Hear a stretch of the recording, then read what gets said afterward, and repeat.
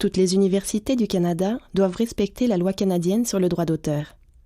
Concrètement, cela signifie que la reproduction d'œuvres protégées par le droit d'auteur, par les membres du corps professoral, le personnel et les autres membres de la communauté universitaire, est soumise à certaines limites et restrictions.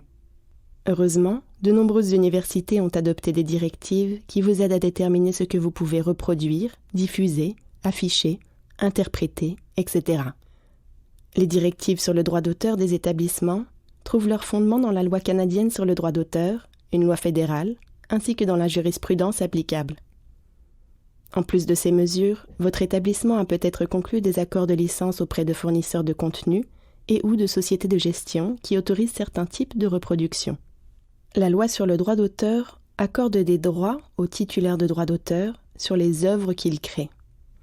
Pour assurer un équilibre avec les droits des utilisateurs, la loi accorde un certain nombre de droits d'utilisation ou exceptions qui permettent aux utilisateurs d'œuvres protégées, incluant les enseignants, de reproduire ces œuvres à des fins définies, sous réserve de certaines limitations.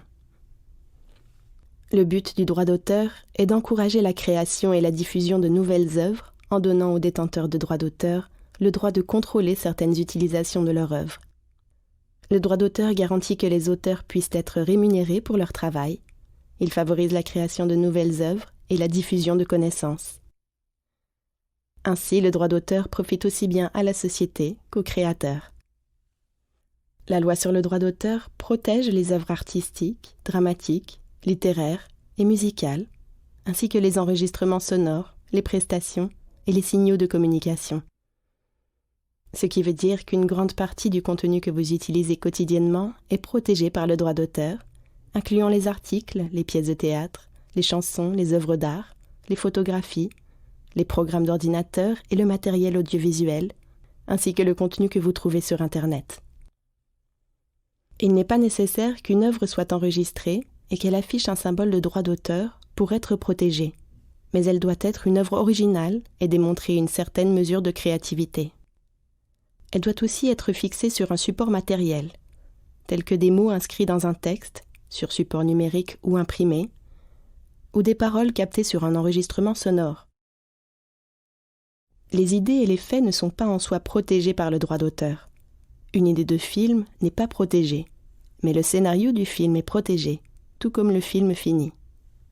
De la même façon, les nombres ne sont pas protégés, mais une combinaison originale de nombres, telle qu'une figure ou une infographie, est protégée. En règle générale au Canada, le droit d'auteur dure toute la vie de l'auteur, plus 50 ans après son décès. À la fin de cette période, l'œuvre n'est plus protégée par le droit d'auteur et elle entre dans le domaine public où son usage est gratuit et sans restriction. Il y a certaines exceptions à la durée de protection du droit d'auteur. Par exemple, les œuvres protégées par le droit d'auteur de la couronne et les enregistrements sonores peuvent avoir des périodes de protection de droit d'auteur différentes. Pour plus d'informations, contactez le spécialiste en droit d'auteur de votre université. Les directives de droit d'auteur de votre établissement peuvent fournir des exemples précis et des instructions pour s'assurer que vos reproductions soient conformes à la loi canadienne sur le droit d'auteur. Si vous n'êtes pas certain de la façon dont la loi sur le droit d'auteur s'applique à vos reproductions ou de l'interprétation des licences, consultez le spécialiste en droit d'auteur de votre université ou les guides de droit d'auteur de votre établissement.